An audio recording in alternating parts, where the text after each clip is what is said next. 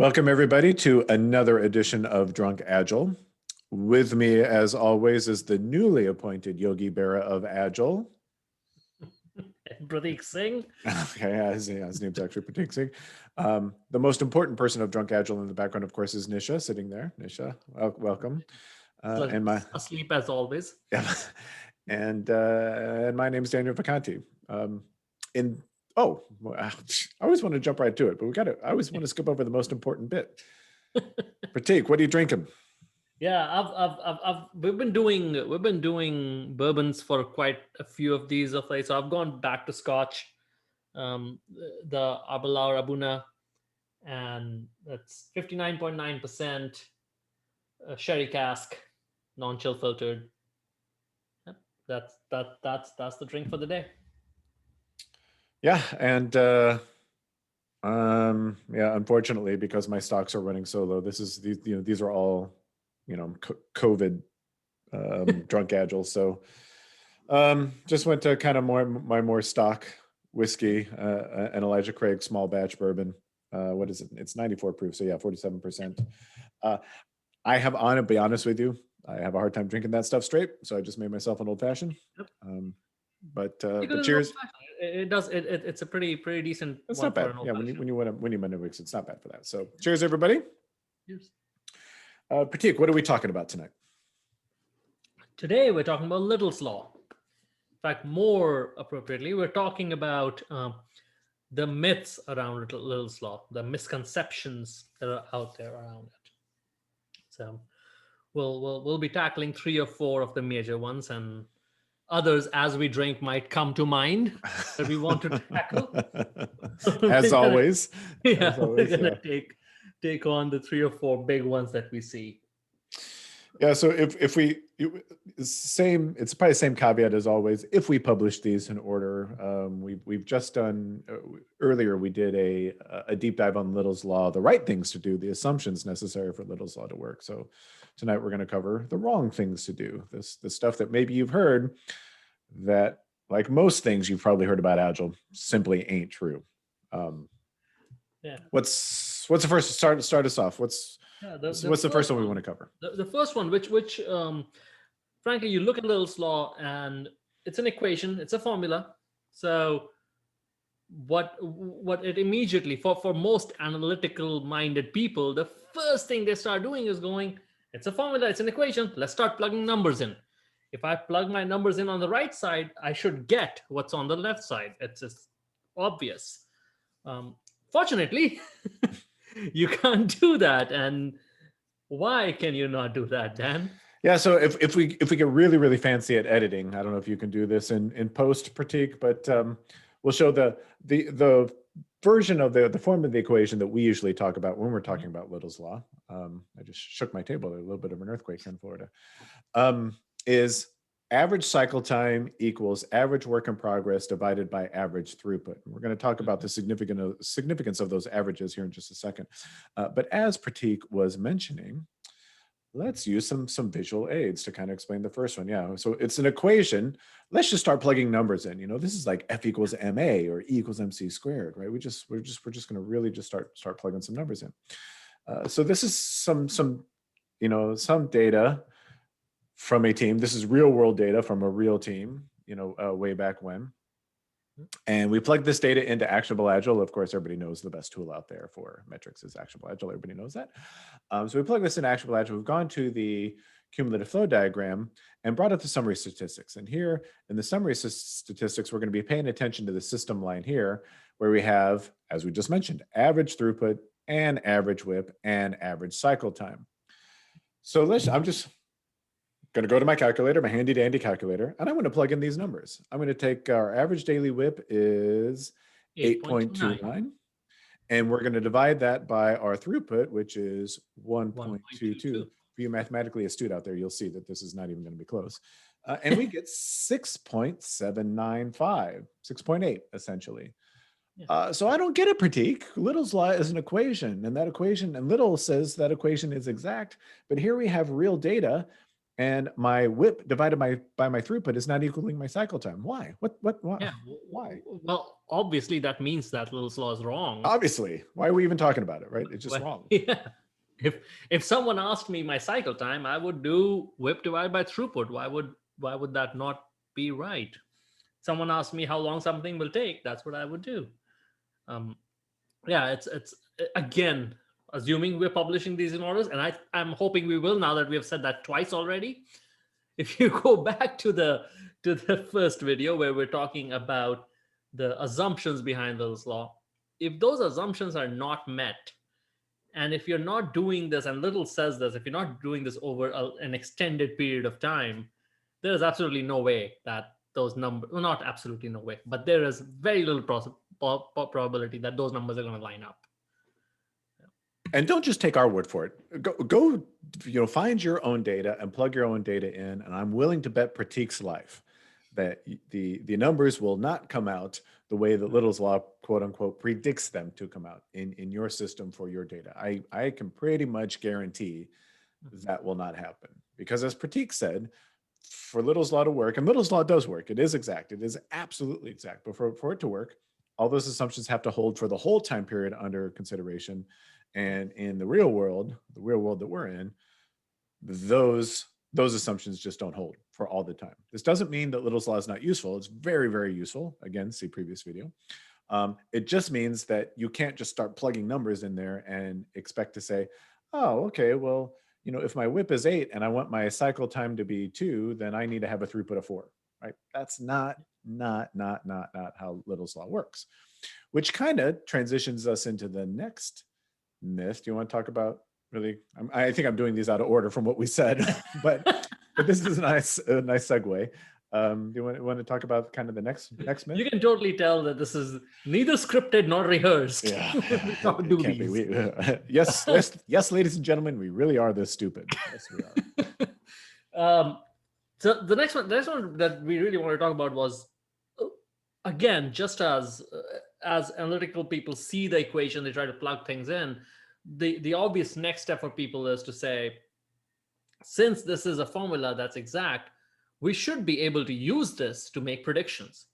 We should be able to say, hey, my cycle time is X, or 4 days. My WIP is 8 items. So my throughput should be two items per day. That must always hold true. Well, for me at least, there's an obvious problem with that, but it's not very obvious when you first start looking at Little's law that you cannot do that. So, what do you think, Dan? Why can't we do that? Well, I mean, I was just recalling, and not going to name names here, but there was a certain individual who for years, for probably, I don't know, 10, 11, 12 years now, and you can look these presentations up and you can see, we'll advocate to use Little's law to determine your team size, to determine your right team size. Because what this individual says is, plug your numbers in so that you can get your WIP, and then based on WIP, you can find your optimal team size. There are all kinds of problems with that, not least of which is what we said right at the outset, is we're talking about a relationship of averages.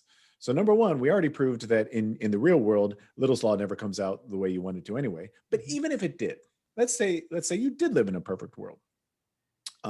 What you have to remember is that Little's law is a relationship of averages, and that the average cycle time equals average WIP divided by average throughput. It's that average part that most people leave out. They just want to completely ignore it and not even talk about the average. So let me throw it back to you, Prateek. Why am I so bent out of shape that Little's law is a relationship of averages? Why is that problematic for forecasting?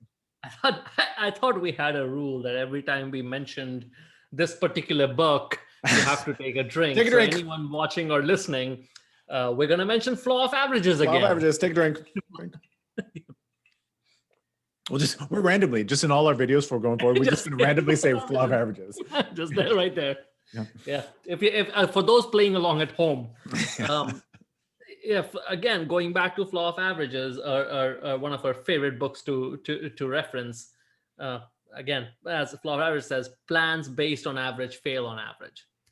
So if you're using the relationship of averages to forecast, most likely, well, on average, you are going to be wrong with that forecast. Yep. You just, the word average and the word forecast should never appear in the same sentence, right? That's just, the second you find yourself in flaw of averages territory, you just need to run screaming for the hills, because that's just a rookie mistake.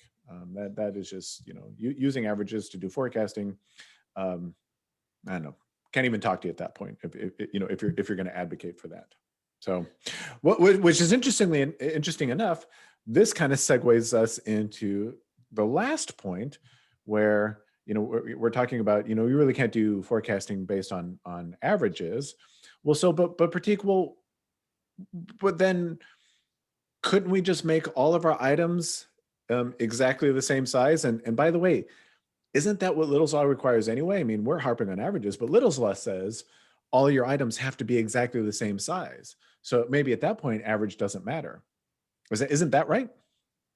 So in order of the 3 questions you asked, I think there were 5. no, We'll have to check the tape. I think yes. there were 5. So no, you cannot make everything the same size. I don't even think that's physically possible. I don't think that's I don't care how hard you try. I don't think it's possible. And no, Little's Law does not require everything to be the same size. It absolutely does not. When we, again, reference previous video, we covered the 5 assumptions of Little's Law, and none of those was everything has to be the same size. We know, we were there. We said it. We were there, yeah. We know for sure that that's not part of it. Yep.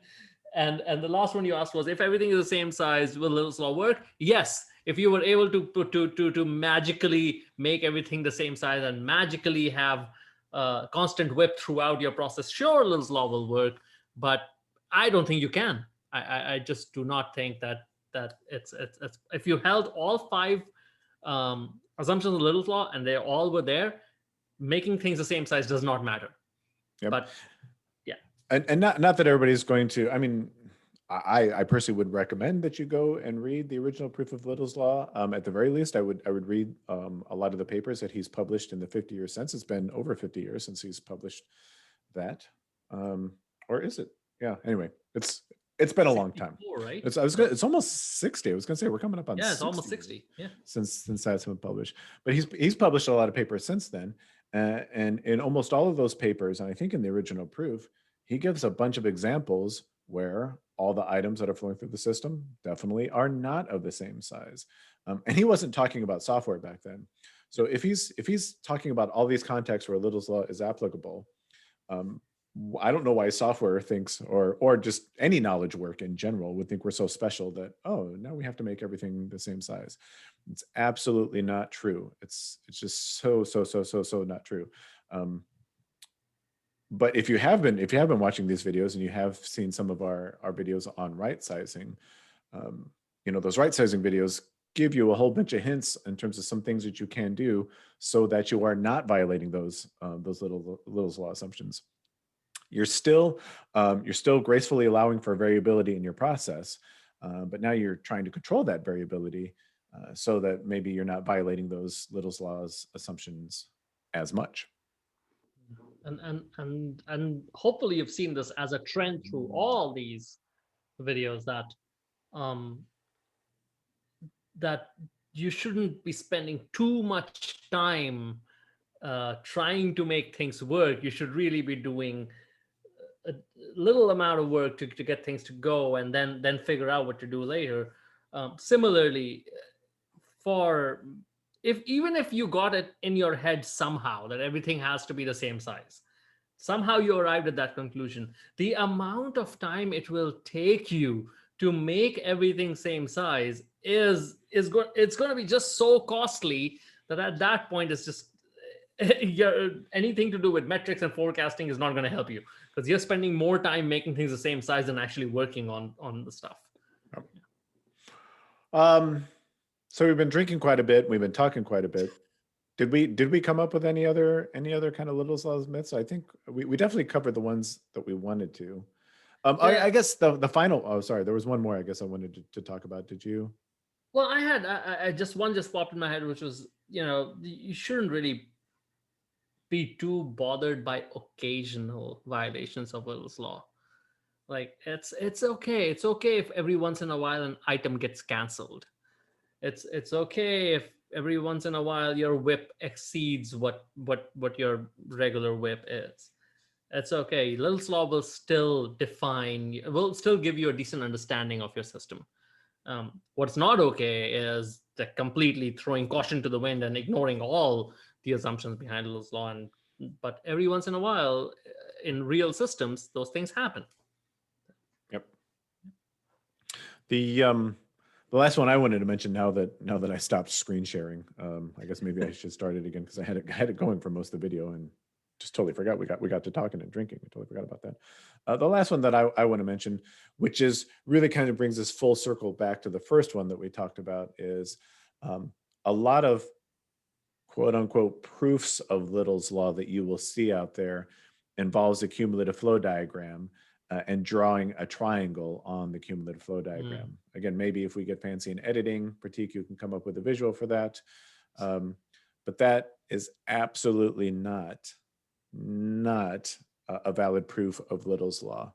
And maybe, I don't know, maybe we'll leave it as an exercise for the reader to tell us why that is a not valid proof of Little's law. Maybe please leave a comment on this video if you're watching this.